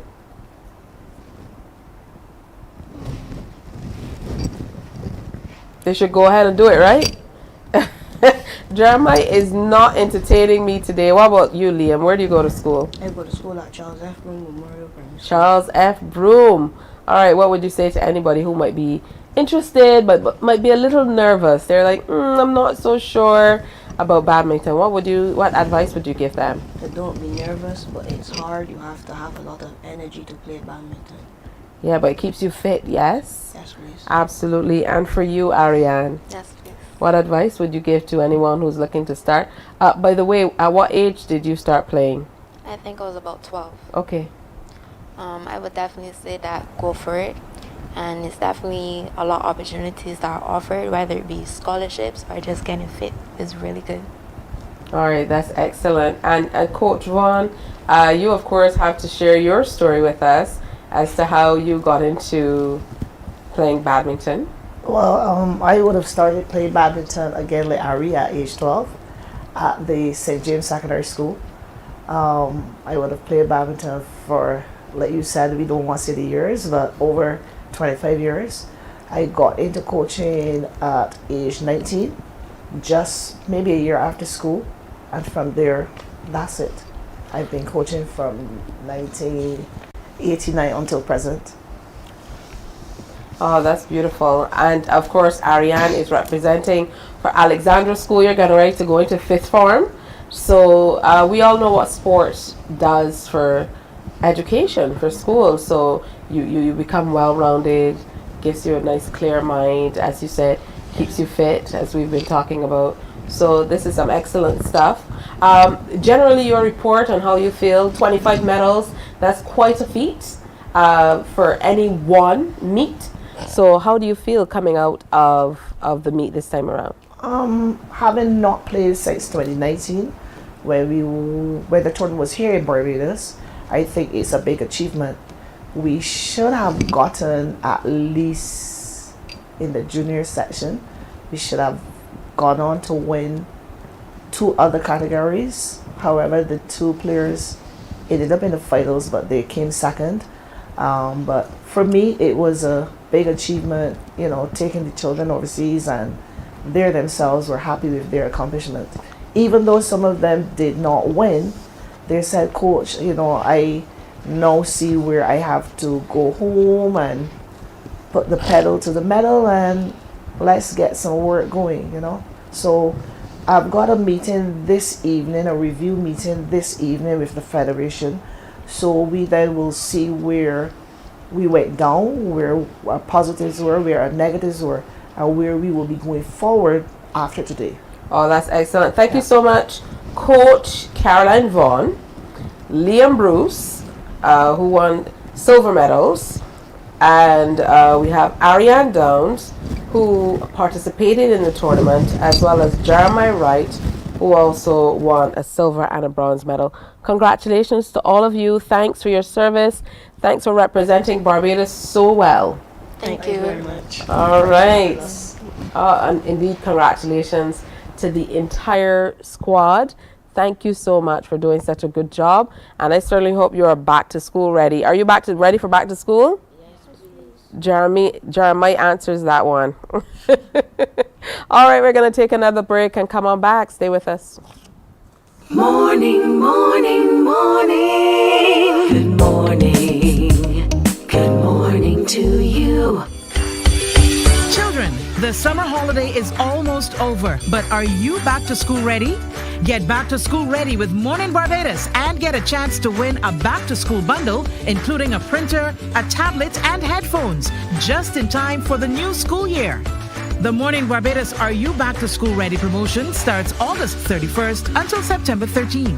If you're between the ages of 8 to 15, all you have to do is tune in to Mornin Barbados and listen for when we ask, are you back to school ready?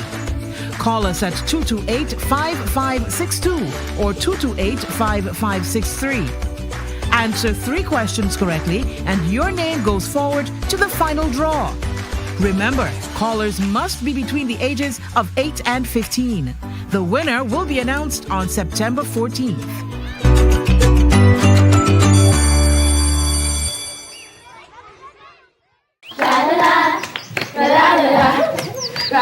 Are you a youth group, 4-H club, school, Cub Scout, or Brownie Pack? Or any organization or club with children ages 4 to 11 years? If yes is the answer, then we at Fun School, we're looking for you. Let's have fun singing, dancing, listening to amazing stories, doing craft, and so much more. I'm such a kid at heart. But to be part of this fun and exciting new season of Fun School, just simply send an email to Alicia Alsgrant at aagrant restaurant at cbc.bb for further details. Fun School is back, and we're looking for you.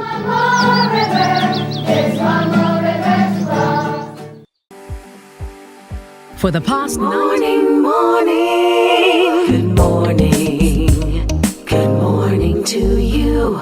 Jesus Christ, say that name, say that name, Lord, you reign. The word of life, hearts proclaim, no other name, 'cause your name has power, your name has won us the war. Why should we fear when our God has power over all? Lift your hands if you believe that.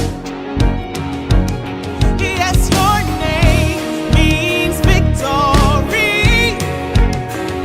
Every enemy is under our feet. Yes, no, we shall not fear, 'cause in you we've conquered it all.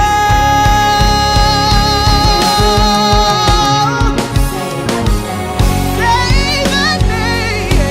Jesus Christ, say that name. Say that name. Say that name. Lord, you reign. It's called Say That Name, and it, of course, is a brand new release from the forthcoming debut album of Trinidadian artist, songwriter, and music producer Mikael. Good morning and welcome to Morning Barbados. Good morning, good morning. Thank you guys for having me again.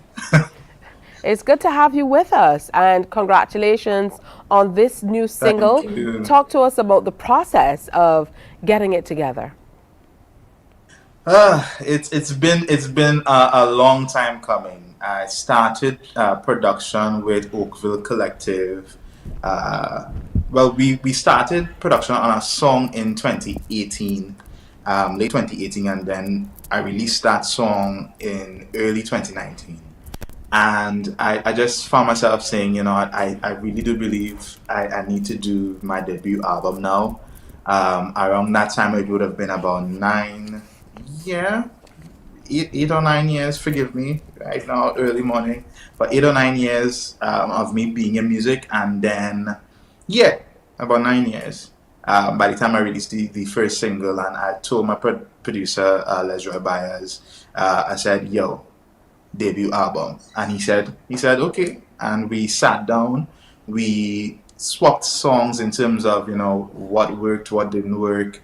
And this song in particular was written in the very early stages of my career. So it was a very old song. I presented to him for the album, and he said, it have a vibe. We can make it work. And we edited, retooled, reworked, modernized it, and this is where we're at now. This version of the song, which I really do love, and excited for everyone to hear and will see. Now, you've been making music for quite some time. It's my understanding that you were writing from around age 12, and you had your first song in the teens. So what signaled, like, what was the message that you said, okay, it's time for an album? You know, what made all the difference after all this time of just making music? Honestly, finding the right words to say here quickly, which is that if it were not for the grace of God, I'm not trying to come across preachy or anything like that, but if it were not for the grace and mercy of God, you guys would not have seen me here. When I started unsure of if I really wanted to do this thing called music. And, I just said to myself, okay, I've seen God's hand in my life, but there was no real relationship until I actually did develop that relationship myself. And in doing so, the music just started to flow. It started to flow out of me, and I said, okay, I can't fight this anymore. So that in itself, kept me on the path, and then now I'm like, it is necessary for me to express my heart in this manner as it pertains to the debut album. It's necessary for me to express my heart in this manner, express the fact that, listen, God's grace is why I'm still here, still doing music, and especially gospel music. Now, your dad is a singing evangelist. Yes. So, very interesting, obviously, because music is around you. You would have grown up with music. So what influence, what part did that play in guiding you toward music? Well, coming out of a singing family, that in itself would have been one of the reasons why I didn't want to do music, because I was like, yeah, you grew up singing all your life, from the moment you're able to sing, your dad said, okay, here's what. He didn't behave, like it was a choice. Yeah. It was a choice per se, but it wasn't necessarily like he forced us. He just saw the gift. He took us and said, okay, here's what, come on. And, from there, we were singing all our lives. But for me, again, there was no real relationship. It was just a matter of, well, you're in the church, yes, you love God, but okay. And then when you develop that relationship for yourself, and God, bless his soul for what he did, which was always reminding us, especially my mom also always reminding us that we need to have our own relationship with Christ in order to really get where we need to get to, whether it be in business, it be in music ministry, doesn't matter. Build that relationship with Christ. So once I developed my own relationship with him, that's where, I started to see a lot of my ministry flourish. I started to see that flourish a whole lot more. And yeah, I thank God for my dad, I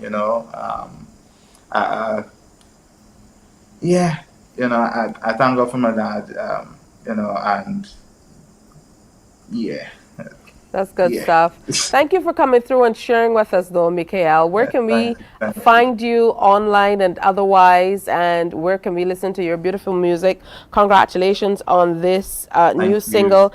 It definitely has a really spiritual, uplifting feel, and I would imagine that that's what you're going for with some of your musical influencers, or people who you feel like have influenced your musical journey, including Dietrich Haddon and John Legend and Kirk Franklin. And then on the flip side of that, I'd say people like Johnny Cash and Ray Charles. Very interesting mix. So where can we find you? Definitely can find me on Facebook, TikTok, YouTube, SoundCloud, Mikael Official, Mekail Official. You can find me there, and just want to say to those that took part in making this song possible, thank you. For Ministry of Culture and the Arts and Film TT, thank you for coming on as a sponsor for the music video. And I just wanted and just to tag on something there with what you mentioned before we go, as it pertains to the song itself. This song has, in getting the master for it, it's definitely been speaking to me in a different light. Much more than before, because in April of this year I would have lost my dad, so having lost him, it's been rough, it's been tough, and this song just reminded me again, call upon God's name even when you don't understand why certain things are happening, why life is lifing, why life is doing what it's doing.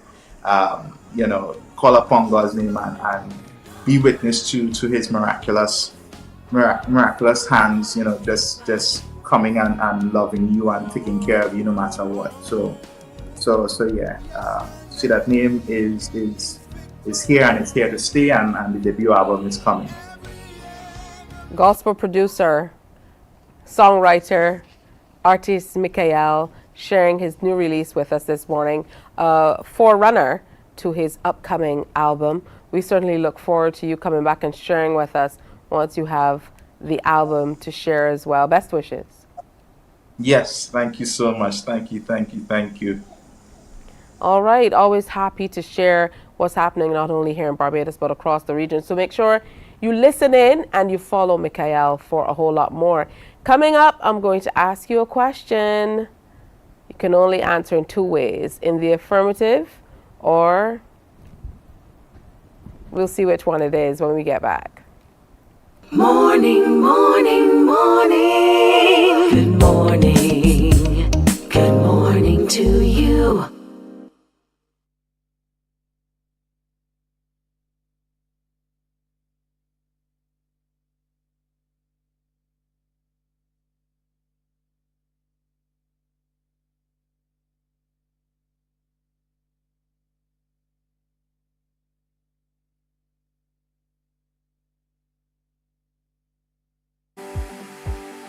For the past 19 years, QFM has been sharing with you, learning from you, and together building a community for all mature audiences. That's why we say Q is good for you. To our Q family, we say thank you for staying connected to Q 100.7 FM. QFM is a station of the Caribbean Broadcasting Corporation. CBC, celebrating 60, connecting Barbadian communities. While you go about your business, we go about our business, and that is gathering the news. Stay up. Morning, morning, morning. Good morning. Good morning to you. Children, the summer holiday is almost over, but are you back to school ready?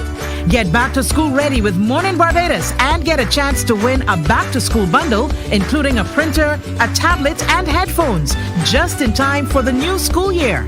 The Mornin Barbados Are You Back to School Ready promotion starts August 31st until September 13th.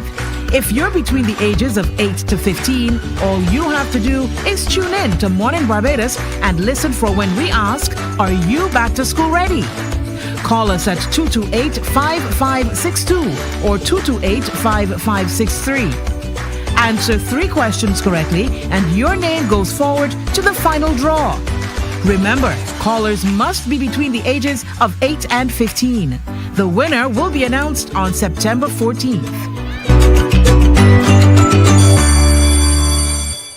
That's right. So the question is, are you back to school ready? It's the time for you to win. All you have to do is call us up on 228-5562 or 228-5563 for a chance to win. You just have to be between the ages of 8 and 15 and answer these simple questions, and you know you're going to get through them. And then of course you get a chance to win that tech bundle. It's a headset, it's a tablet, and also a printer as we go into the new school year. So, you know, once you come in and answer the questions, then your name goes into that pool for a chance to win. So let's head to the phone line. Good morning. Welcome to Morning Barbados. Good morning. What's your name and where are you calling us from? I'm Azara. I've been calling from St. Michael. St. Michael. How old are you? 15. 15. Where do you go to school? Frederick Smith. Frederick Smith. Good morning to everybody from Frederick Smith. All right, I have 3 questions for you. I have a big question first of all. Are you back to school ready? Yes, please. All right. Here's your first question. How many days are there in a leap year?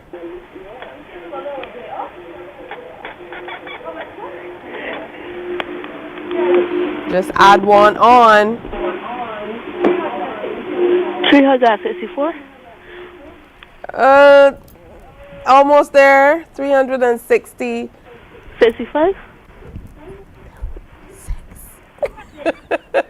It's 366. Okay, let's try this again. Which country is known for the Great Wall of China? Yes, absolutely. And finally, what is the capital of Jamaica? Kingston? Absolutely correct. Congratulations. All right, so your name goes into the pool. So that's how many days are in a leap year, because we're all about learning, right? We're getting ready for back to school. It's 366 days in a leap year. And of course, the country that's known for the Great Wall, as you correctly said, is China. And Kingston is the capital of Jamaica. Who was that helping you in the background? No one. I by myself. Your mom? I by myself. I heard the person saying Kingston. Come on. Anyway, your name goes into the pool for a chance to win. So congratulations. Thanks for participating. I wish you all the best in the new school term. You have everything ready, your school uniform and everything. Yeah. You're ready to go? Yeah. All right, good stuff. Okay, hang on. Our people are going to take your information on the other end of it. Just a little bit of fun on your Thursday morning. So we love that. Hey, speaking of Thursdays, today is Q Day. That's right. It's time for Q in the community. You know how we do.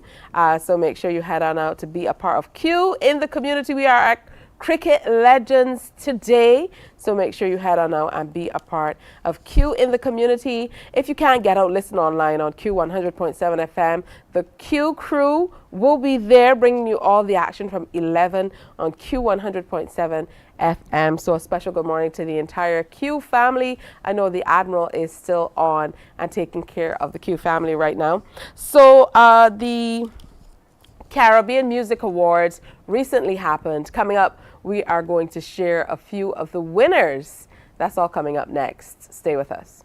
Morning, morning, morning. Good morning. Good morning to you. There is a saying, you can find a Bajan anywhere. Are you a Bajan living abroad? Or do you know of one who has migrated to another country? Well, we at Mornin Barbados would love to have you or them on our Bajan Afar segment. Share your amazing stories, experiences, and how you have adapted to a new culture. Send us an email to morninbarbados@cbc.bb, and together we will travel the world.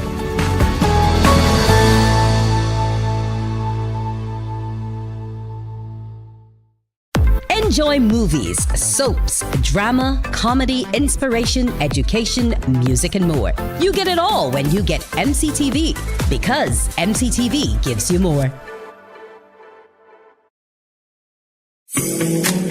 The facts say Morning Barbados reaches an audience of over 50,000 and Newsnight reaches over 56,000. It's simple. When you advertise, you're getting your message to over 50,000 of your potential customers. Make the call to CBC Sales Department today and watch your business grow. Contact us at 467-5559 or email marketing@cbc.bb.